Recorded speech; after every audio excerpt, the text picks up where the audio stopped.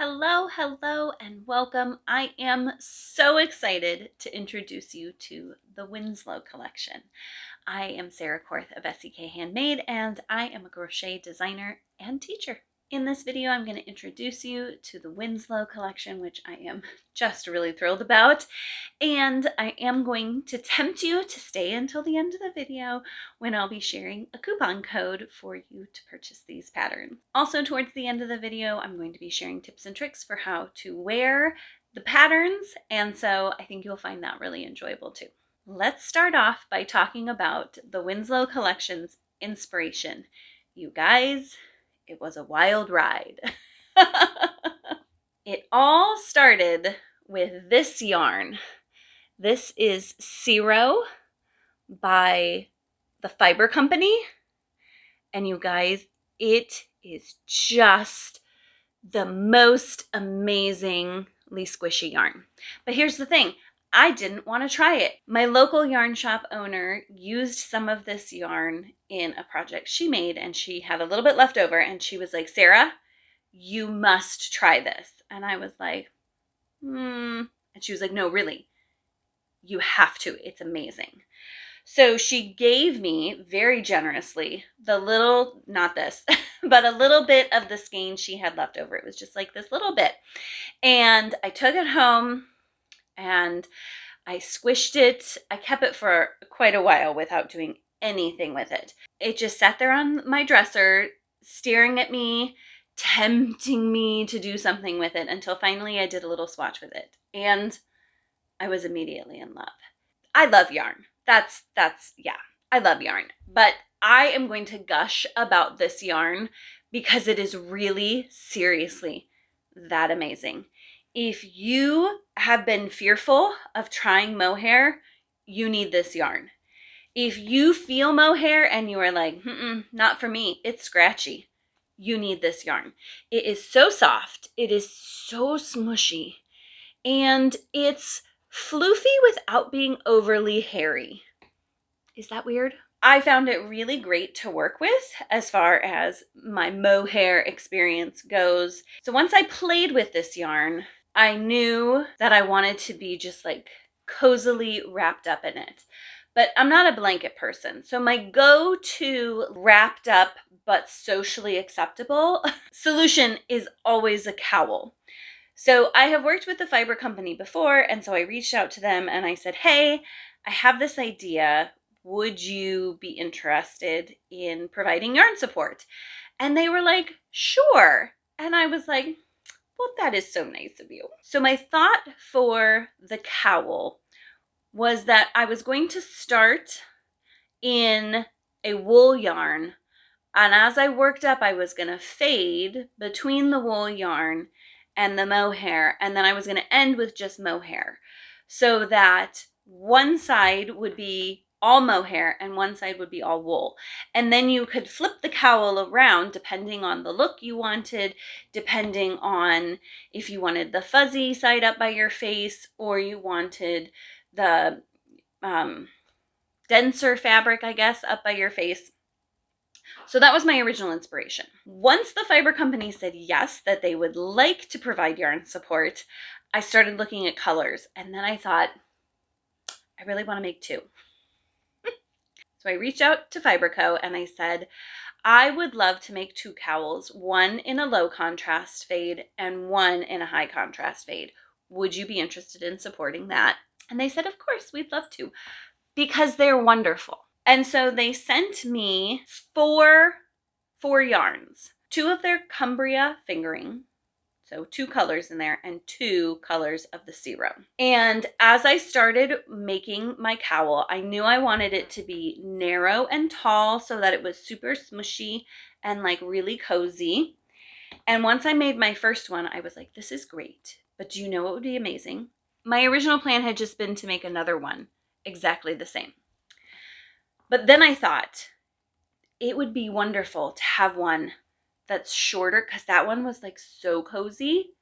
It would be wonderful to have one that's like shorter and a little longer so that it could still be cozy, but not like, more like fashion, less like warm. So I made a second cowl which needed a totally different fade. But I was so happy with it. And then I thought, but gosh, what if people don't love mohair or are allergic to mohair or just want the same idea but want to use one yarn or something they're more likely to have in their stash? Did I overthink it? Yes, maybe I did. But I decided then I would make a worsted version. Just throw it all in the same pattern. So then I picked up some of my favorite yarn, Malabrigo, and I made a worsted version of the tall and narrow one and a worsted version of the short and wider one. And I looked at my yarn and I had yarn left and I was like, we need hats. So I went ahead and designed a fade for 2 colors and 3 colors, brimmed and brimless, because why not? And so now I have 4 cowls and 4 hats. And then the only thing left for the tiered pattern system was a cup cozy. That seemed like the most simple. So now we have all 3, a Winslow cozy, a Winslow cowl, and a Winslow hat. So the Winslow cozy is the tier 1 pattern, and it is just a simple bottom up construction, and you're going to learn the center single crochet. This is a stitch that I kept coming back to and walking away from for years. I have thought, oh, I'll do a pattern with that, and then I've started and been like, no, I don't know. And I've walked away, and then I've come back, and then I've walked away, and then I've come back and walked away. Well, I finally figured it out, you guys. I'm going to give you all the tips in my video tutorial and in my cozy pattern on how to make the center single crochet, which makes the waistcoat fabric stitch versus fabric pattern. I got all the tips to making this stitch, which looks really simple, but is a little more challenging than it looks, to make it super easy. And I couldn't just do one color, so I did 2. The tier 2 pattern is the Winslow Cowl. Look at that fun fade from the wool on the bottom to the zero on top. It is so squishy and cozy, and I really love it. After that came the short and wide. You can see how much wider it is. Remember, this is circumference though, so that like 2 inches is really 4. It's much shorter, about half the height of the tall one. Oh, this is not awkward at all. Included in the 2-tier pattern then will be the 3-color fade in worsted weight yarn and the short 3-color fade in worsted weight yarn as well. Tier 3 patterns are a whole stack of hats. There's the brimless wool and mohair fade, brimmed wool and mohair fade, the 3-color brimmed fade, and the brimless 3-color fade. All right, let's talk details on all this beautiful yarn. For both of my cozies, I used Malabrigo Rios. Malabrigo Rios is a worsted weight yarn, and each skein has 210 yards in 100 grams. The gray colored cozy is the colorway Tormenta, and the purple yarn is from their Zodiac collection, and it's Aquarius. This is what Tormenta and Aquarius look like in their cakes. I will say, as I looked online, the Aquarius that I saw online had a lot more brown in it than the skein I ended up with. This is totally normal for Malabrigo. It's one of the reasons I really like to buy Malabrigo in person, is because skeins can vary quite a bit from dye pan to dye pan, and so I like to make sure. Let's be honest, I'm picky. I want it to be the skein that I want it to be.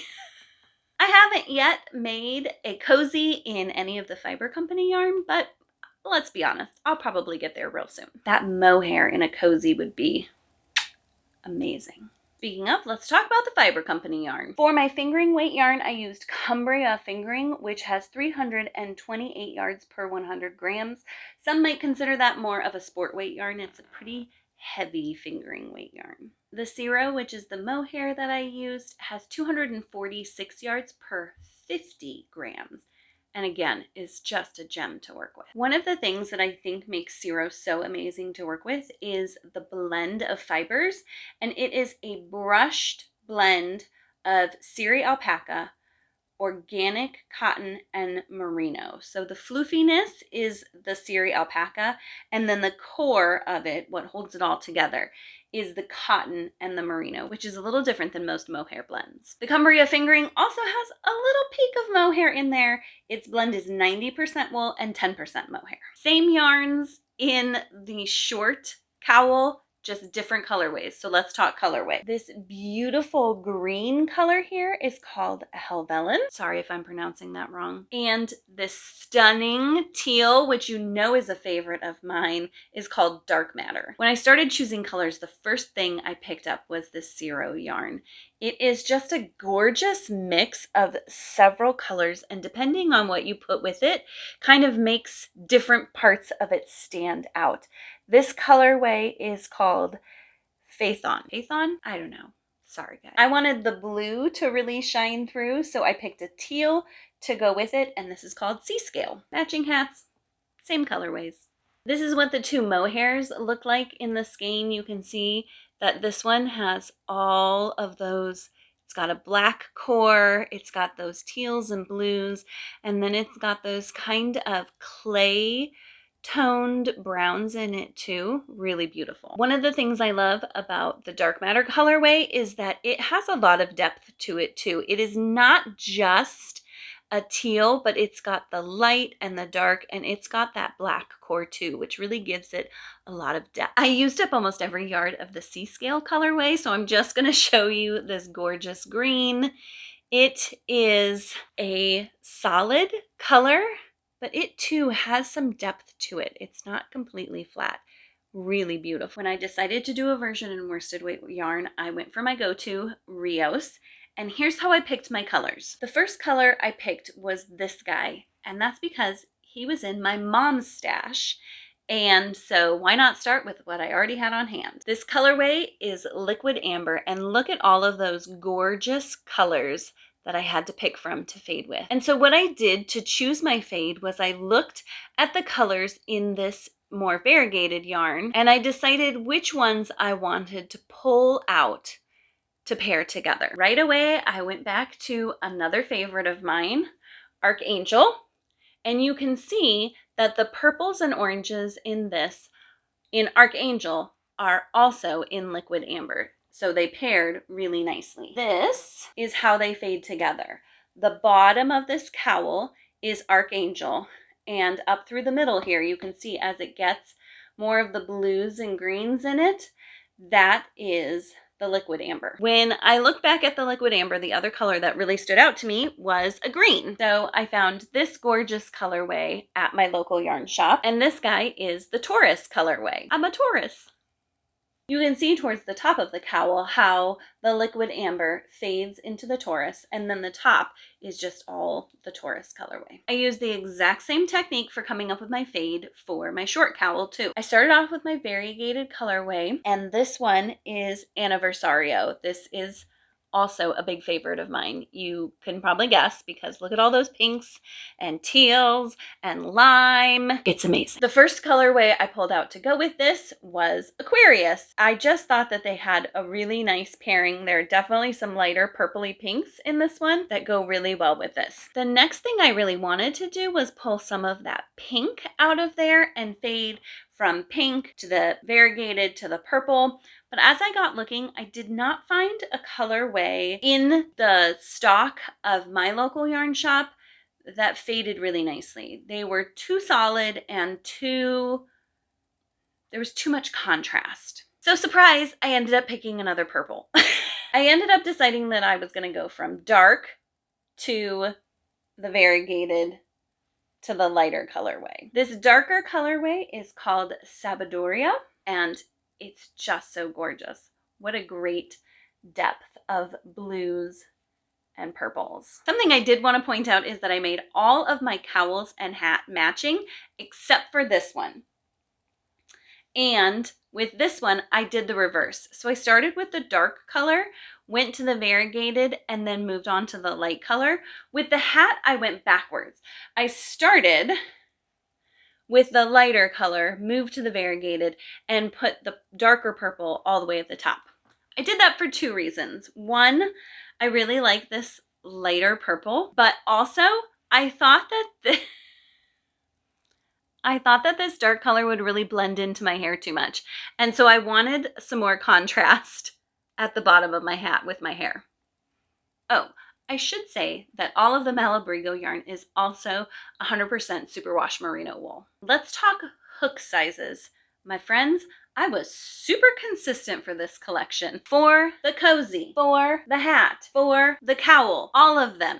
Take a USK-10.5 or a 6.5 millimeter hook. Then, however, if you're going to work one of the hats with a brim, you're also going to need a USH or a 5 millimeter hook to get that brim to be nice and stretchy. The reason for the very large difference between the hook used on the brim and the hook used on the main body of the hat has to do with that center single crochet and the fact that this is such a dense stitch that I wanted to pair it with a much larger hook size to give it some stretch so that it wears a little better. Let's talk gauge and customization. It is super important that when you're working the center single crochet that you aim for the gauge listed in the pattern. And here's why. The center single crochet tends to be a really tight and dense stitch, and that has to do with the way that it's worked and at least my personal tendencies of how I stitch certain stitches. If you meet the gauge, you should end up, depending on your yarn of course, with a really flexible fabric that is nice and thick, but not too stiff. Of course, if you prefer a very stiff fabric, then tighten up your gauge. Keep in mind though, smaller stitches equal smaller finished projects. And so don't go too crazy without keeping track of how it's going to fit in the end. Before I blocked my mohair and wool version, I was a little worried that it was going to be too stiff, that I might end up with a tube that I couldn't scrunch down. It would just like stand up from my head. I blocked it in hot water and didn't agitate it, and it really softened and fluffed the yarn so that now it's a super cozy wear. Something to keep in mind, or maybe try out with your yarn before you get a whole cowl in and aren't sure how it's going to block out. The center single crochet stitch is a 1 stitch count repeat, which makes it super customizable for the cowl and the cozy. We'll talk about the hat in just a minute. With the cozy, super customizable. You can absolutely change the circumference of your cozy by adding or subtracting stitches to make it more narrow or bigger. I think this would be a lot of fun to make a giant sized one and put it on a little pint of ice cream in the summer. Depending on your cup, if you need to adjust the height of your cozy, I like mine so my whole hand fits over it and I'm not touching the hot cup anywhere. To adjust the height, all you have to do is add or subtract rows. Super simple. The cowl also makes for super easy modification. The thing you need to keep in mind with your cowl is if you're going to follow the fades written in the pattern, whether it's the 2-color fade or the 3-color fade, making changes to the height will change how the fade sits in your cowl. So just something to think about that. But if you want it bigger or smaller in circumference, that is a super easy change. Just figure out exactly how much bigger or smaller you want it and subtract that number of stitches based on either your gauge or the gauge in the pattern. If you want a super simple way to change the height of your cowl without mucking with the fades in between, you can choose which fade you like, and then you can add or subtract rows from the top and the bottom to either shrink the height or expand the height to your desired height. Just keep in mind that if you want your cowl to be symmetrical, so the same on the bottom and the top, you're going to need to add equal amounts of rows to the top and the bottom of your cowl. So just keep that in mind. Maybe write down some notes before you get started about how you've thought through customizing it, because if you're like me, you'll forget. In this pattern, I give you all the measurements for the hat, including the crown shaping, the body, and the brim, or without the brim if it doesn't have a brim. And so that makes customizing the height of your hat a little easier. I will say that this can be a little more tricky with the fades. You can either add rows to the bottom and the top to get more height. You could subtract some rows from the bottom. And you could also, if you're doing a hat with a brim, adjust the depth of the brim, add a little more or take some away for easy adjustment in height. If you want to adjust the circumference of the hat, that can be a little more tricky because of the fitted top, and mucking around with the number of stitches around is going to muck around with the decreases at the top of the hat. But that doesn't make it impossible. The first thing I would suggest is simply changing hook sizes. You can go up hook sizes or down hook sizes if you want slightly smaller or slightly bigger. There are even more customization tips in the hat pattern to help you customize if you do want to make a more dramatic change to the circumference of your hat. Let's talk styling our patterns. We're going to talk a little bit about styling the cowls and styling the hat. Let's start with the cowls. The tall and skinny cowl was my first vision for the pattern, and I absolutely love how it turned out. The join in this pattern is pretty subtle, but since it is still a little visible, I just like to put it in the back. The first way to wear your cowl is simply to put it over your head the right way. So worked from the bottom to the top, and that puts the wool on the bottom and the mohair on the top. I am absolutely in love with this cowl on chillier days. Having this mohair up by my face, it just feels, I mean, literally, guys, like I'm wrapped in a blanket, only it's socially acceptable to go outside. You can squish this all down so that it's away from the top of your head if that's something you like. And you can even pull it down a little bit so that it's away from the front of your neck if that makes you more comfortable. But I have to say, when it's really cold outside, probably partly because this back of my head, the hair is so short, I love to pull it up there and just kind of cozy in. One of my very first visions for this cowl was that you'd also be able to wear it upside down. So you could see when I wore it with the mohair on top that that color really shined. The browns and the teals were more the star of the show.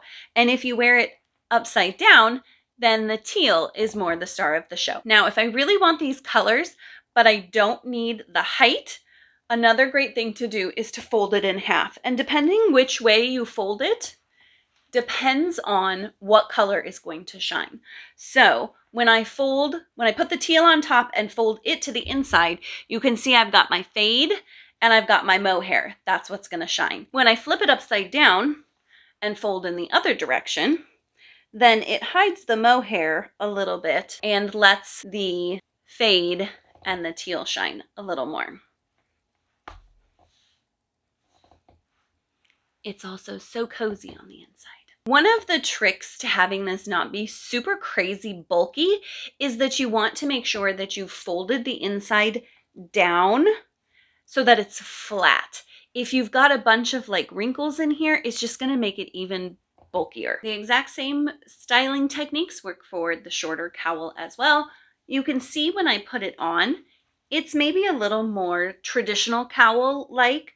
It doesn't come up as high on my head. It has a little more drape and a little less cozy. So same things apply. You can wear it with the top on the top.